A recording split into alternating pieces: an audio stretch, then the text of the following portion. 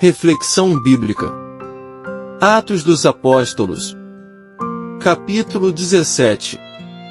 Paulo prega para os gregos. Neste capítulo de Atos 17, veremos que Paulo e Silas pregarão e serão perseguidos em Tessalônica e em Bereia. Em Atenas, Paulo prega na colina de Marte acerca do Deus desconhecido e diz: somos geração de Deus. Contexto histórico.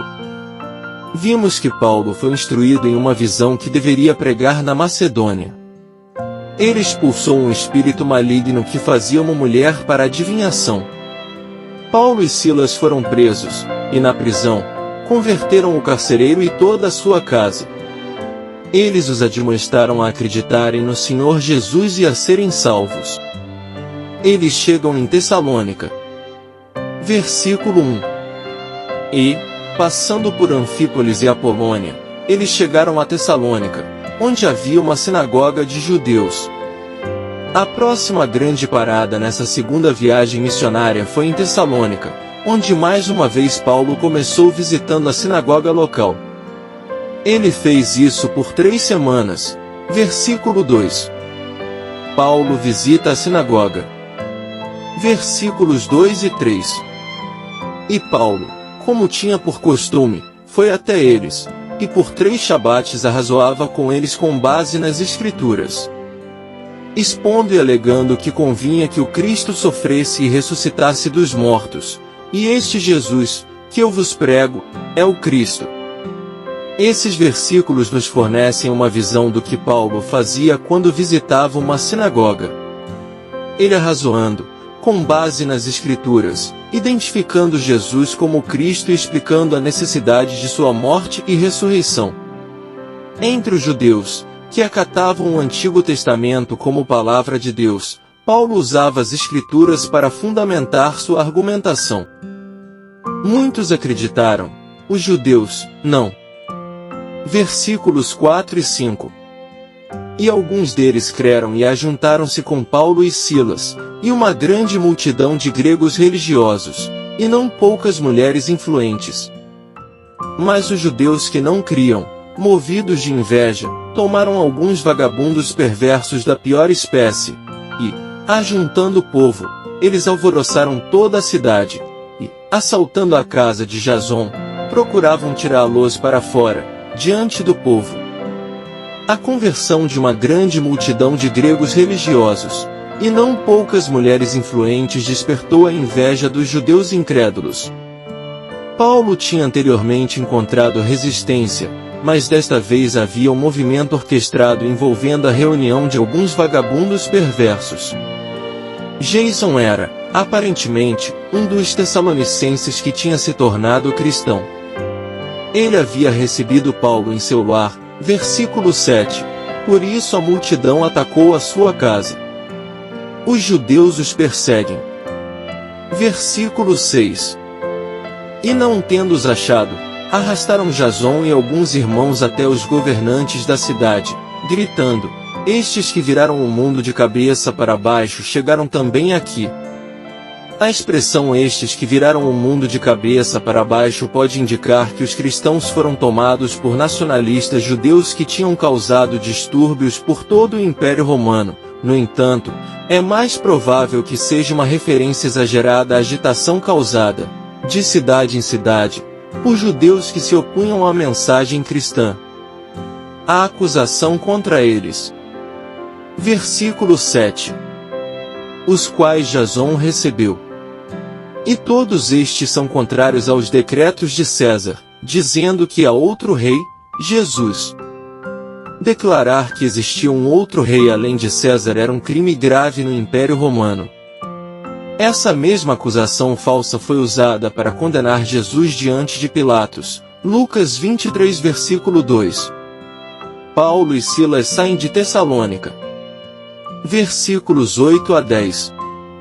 E alvoroçaram o povo e os governantes da cidade que ouviam estas coisas. E, tendo recebido a fiança de Jason e dos outros, eles os deixaram ir. E os irmãos imediatamente enviaram Paulo e Silas de noite a Bereia, os quais, chegando lá, foram para a sinagoga dos judeus. Paulo e Silas foram levados para fora da cidade de noite, provavelmente para ocultar sua partida. Em vez de decidirem não correr riscos desse ponto em diante, eles viajaram para Bereia e foram direto à sinagoga dos judeus. Seriam perseguidos aqui também? Paulo e Silas em Bereia. Versículo 11. Estes foram mais nobres do que os de Tessalônica, pois receberam a palavra com toda a prontidão da mente, examinando diariamente nas Escrituras se estas coisas eram assim. Os bereanos servem de exemplo de postura ideal aos discípulos. Eles eram mais nobres e abertos à instrução bíblica e examinavam diariamente nas Escrituras para ver se o ensino era verdadeiro. Muitos bereanos passam a acreditar. Versículo 12. Portanto, muitos deles creram, assim como algumas proeminentes mulheres gregas, e não poucos homens.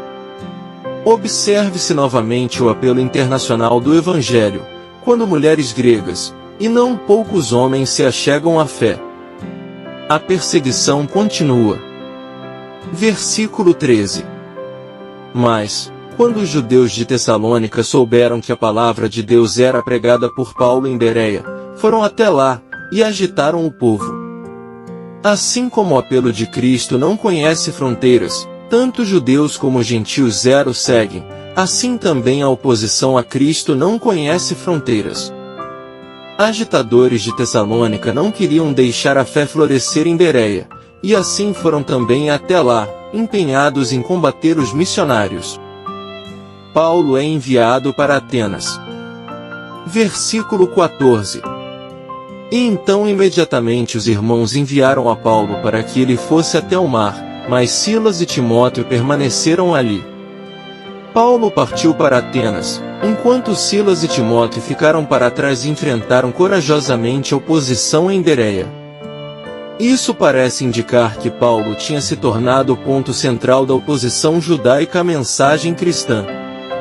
Silas e Timóteo seguem. Versículos 15 e 16. E os que conduziam Paulo o levaram até Atenas, e recebendo ordem para que Silas e Timóteo fossem ter com ele o mais rápido possível, eles partiram. Ora, enquanto Paulo os esperava em Atenas, o seu espírito se comovia em si mesmo, quando viu a cidade tão entregue à idolatria. Enquanto esperava Silas e Timóteo que iam chegar de Bereia, Paulo observou Atenas de perto.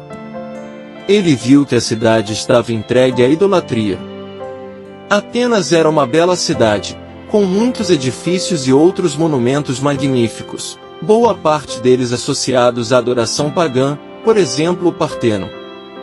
A cidade também era um centro de discussão intelectual, filosófica e religiosa. Tudo isso deixou Paulo profundamente indignado como pessoa que conhecia o Deus verdadeiro e seu Filho Jesus Cristo. Paulo disputa com os judeus. Versículo 17. Portanto, ele disputava na sinagoga com os judeus e com as pessoas religiosas, e diariamente no mercado, com aqueles que o encontravam. Conforme seu costume, Paulo discutia na sinagoga, mas também ampliava sua audiência, mesmo antes do início dos problemas da parte dos judeus, levando o evangelho ao mercado e conversando com aqueles que por ali se encontravam, provavelmente com filósofos, oradores e mestres. Os filósofos atenienses. Versículo 18. Então, certos filósofos epicureus e estoicos o enfrentaram. E alguns diziam: o que quer dizer este tagarela? Alguns outros: ele parece ser um pregador de deuses estranhos. Porque lhes pregava Jesus e a ressurreição. Os filósofos epicureus e estoicos compreendiam duas das mais conhecidas escolas filosóficas de pensamento.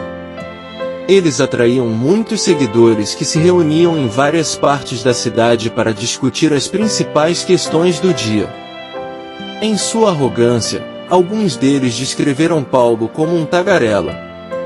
Esse termo era, na verdade, uma gíria que significava catador de semente. Outros entenderam mal aquilo que Paulo dizia e confundiram sua argumentação da ressurreição com a descrição de um novo Deus a respeito de quem eles ainda não tinham ouvido. Os atenienses querem ouvir sobre Jesus. Versículos 19 a 21. E, tomando, o levaram ao Areópago, dizendo: Nós poderíamos saber que nova doutrina é esta da qual tu estás falando? Por que nos trazes certas coisas estranhas aos nossos ouvidos? Nós queríamos, pois, saber o significado destas coisas. Pois todos os atenienses e estrangeiros residentes de nenhuma outra coisa se ocupavam senão de dizer e ouvir alguma novidade. Nessa época, a corte ateniense não tinha o mesmo tipo de jurisdição que tivera outrora.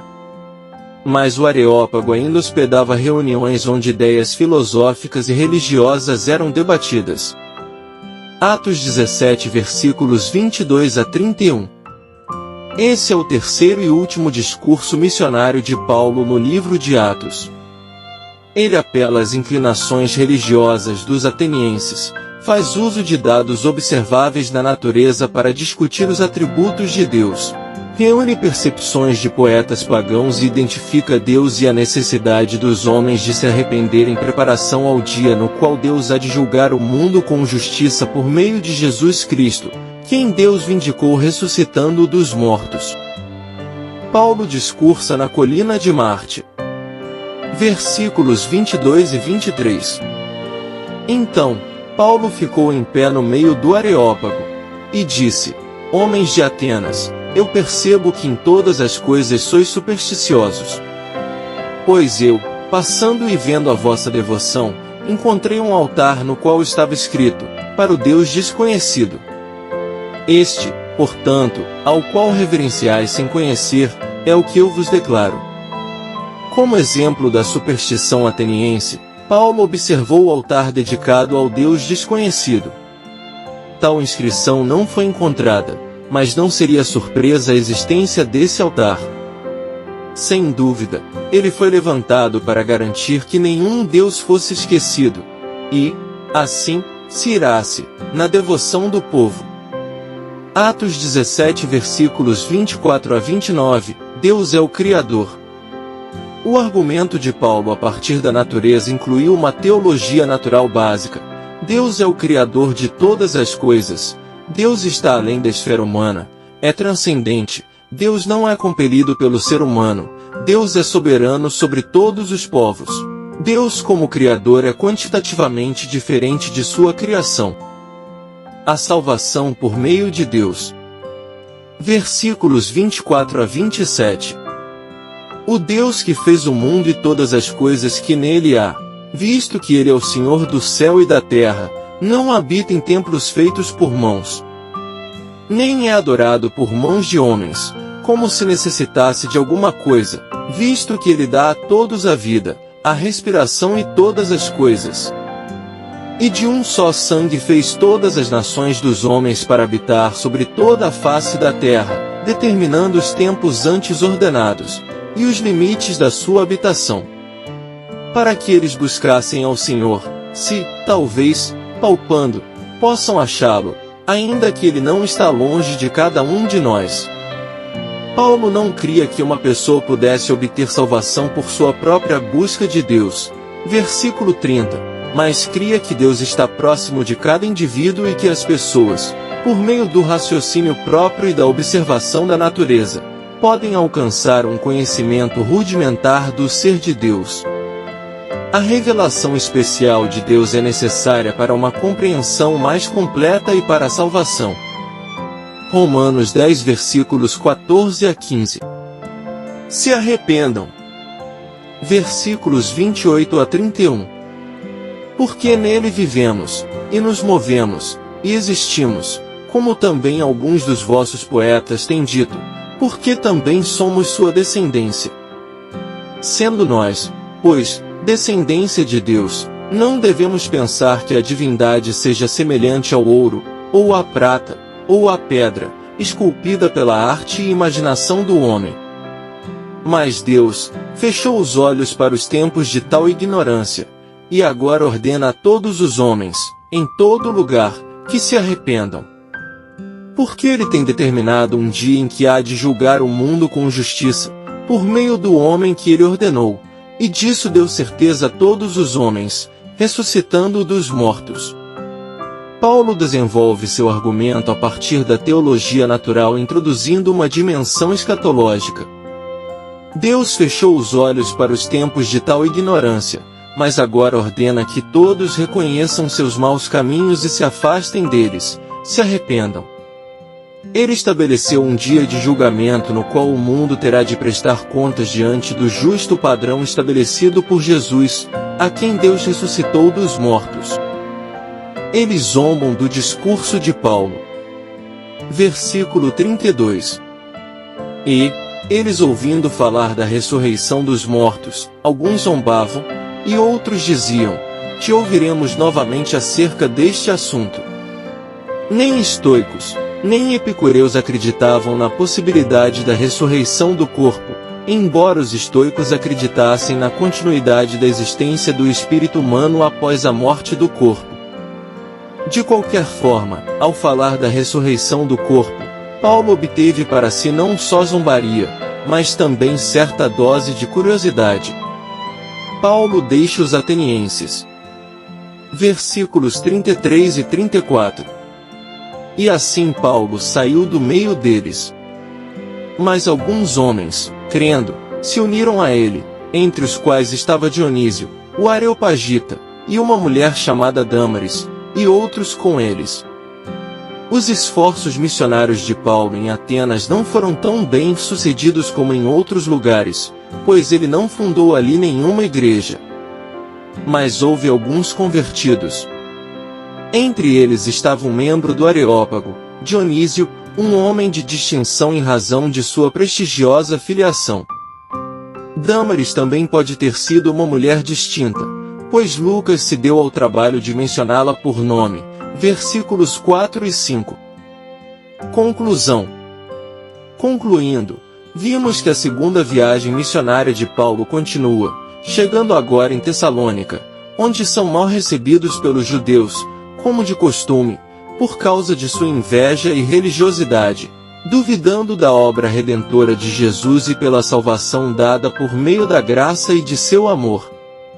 Muitas vezes seremos perseguidos apenas por fazermos o certo, por andarmos em obediência aos mandamentos de Deus, seja na escola, na faculdade, no trabalho, na sociedade, mas nunca devemos negociar ou negligenciar nossa fé. Em Bereia, a recepção é muito melhor. O solo do coração dos bereanos era fértil e as sementes foram bem semeadas, mas alguns judeus de Tessalônica os seguiram até lá, incitando ira contra Paulo, Silas e Timóteo. Os bereanos os aconselham a deixarem a cidade e partirem para Atenas, através do mar. Aqui aprendemos que, um dia podemos ser perseguidos, mas no outro, Deus agirá e colocará pessoas ansiosas pelo reino, por receber uma palavra de ânimo. Em Atenas, alguns filósofos se interessaram mais pelo evangelho do que os judeus, e Paulo não perdeu a chance de lhes ensinar sobre o Deus desconhecido para eles, doutores e mestres do conhecimento. Paulo discursa com autoridade, falando de Deus e de seu enviado, seu Filho Jesus Cristo, o qual ressuscitara dos mortos. Ao terminar, é zombado pela maioria, que não criam na volta dos mortos à vida. Aprendemos que muitos cristãos antigos não receberão as boas novas com o mesmo desejo que aqueles que nunca ouviram falar, mas que o Evangelho continua sendo loucura para os que não têm a visão da fé. Glória a Deus! Graça e paz por parte de nosso Deus e Pai, e de nosso Senhor e Salvador, Jesus Cristo, estejam sobre nossas vidas.